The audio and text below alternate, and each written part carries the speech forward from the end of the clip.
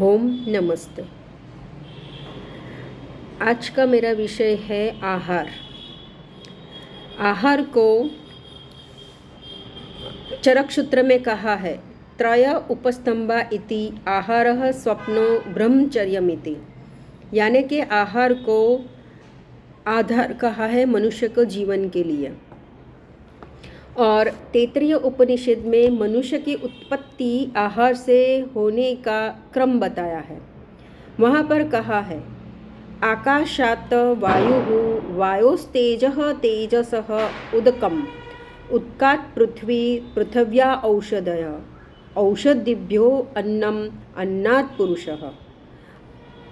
अर्थात आकाश महाभूत से वायु का, वायु से तेज महाभूत का, तेज से जल और जल से पृथ्वी की उत्पत्ति, पृथ्वी से औषधि और औषधि से अन्न और अन्न से पुरुष का निर्माण होता है। तो आयुष्य के तीनों उपस्तंभ यानी कि आधार हमने जाने आहार, निद्रा और ब्रह्मचर्य। और आहार से हमारे पुरुष यानी कि मनुष्य कैसे जीवित रहता है आहार के ऊपर, ये हम जानते हैं। बराबर।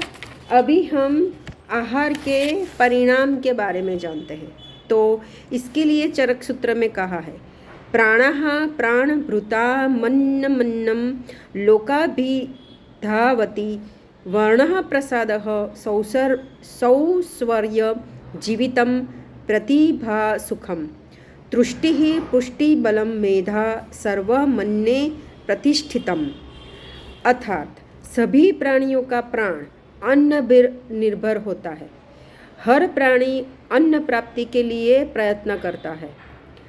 त्वचा का प्राकृत वर्ण, स्वर, आयुष्य, कल्पना शक्ति, प्रतिभा, सुख, आनंद, धातु पोषण, शरीर बल, मेधा, यह सभी चीज़ें अन्न से प्राप्त होती है और अन्न पर निर्भर होती है।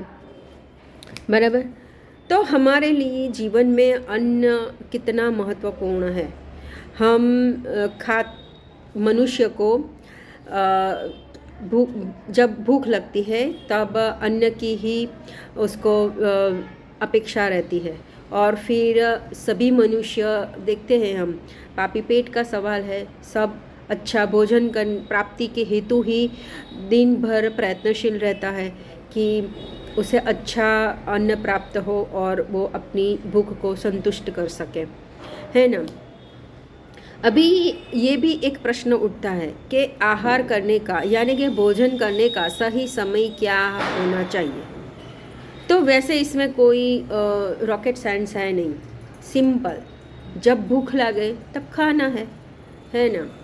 जब भी भूख लगे। आगे मैंने एक वीडियो दिया है अधारणीय वेग, इसमें मैंने बताया है कि कौन से वेग यानी कि अर्जिस को हमें धारण नहीं करना है। अगर हमें भूख लगी है तो हमें अवश्य खाना खाना चाहिए। ये एक तरह से हमें अपने शरीर को समझने की प्रक्रिया है। हमें अपने शरीर को महसूस करना है, अनुभव करना है, हमें अपने शरीर को जानना है। वो खुद डिमांड करता है। जब उसको भोजन की आवश्यकता होती है तो शरीर खुद भूख के स्वरूप में हमें ये जताता है कि अब आपको कुछ खाना चाहिए। तो ये हमें अपने शरीर की सुनने की बात है। बराबर। तो जब भी भूख लगे हमें खाना है। जब भी भूख लगती है तो क्या होता है, जब हम खाते हैं तो अच्छी तरह से हमारे शरीर में उसके पाचन करने हेतु पाचक रस झरते हैं। अभी सपोज मान लो कि मैंने क्या बताया कि ये वेग जो है भूख का वेग, उसको हमें धारण नहीं करना है। यानी कि अगर हमें भूख लगी है फिर भी अगर हम नहीं खा रहे हैं तो ये हमारे शरीर के में जाके नुकसान हो सकता है। इससे हमें एसिडिटी हो सकती है, इससे हमें बहुत सारे शरीर के व्याधियाँ हो सकती हैं। तो कहने का मतलब यहाँ पर मेरा ये है कि जब हमें भूख लगी है होती है तब खाना ही है। और जब एक और समझने की बात है कि जब भूख नहीं लगती है तो नहीं खाना है, हाँ, यहाँ पर हमारी गलती होती है।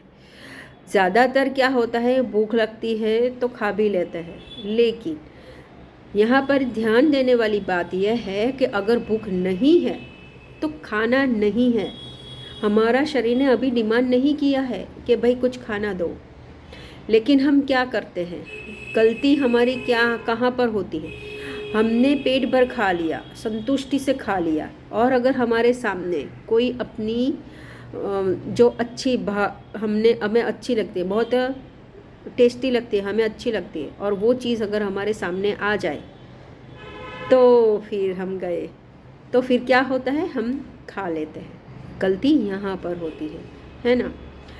यहाँ पर हमारे शरीर की आवश्यकता अभी नहीं है खाने की, लेकिन फिर भी अगर हम खाते हैं तो ये हमने जो नहीं करना चाहिए था वो हमने किया, तो इससे हमारी बहुत सारी समस्या आगे बढ़ सकती है, तो हम रोगी भी हो सकते हैं, क्योंकि यहाँ पर हमने जो भी खाया वो अच्छी तरह से डाइजेस्ट नहीं होगा और वही हमारे शरीर में जाके वो स्टोर होता रहेगा और वो सड़ेगा और फिर वहाँ से रोग की शुरुआत होती है।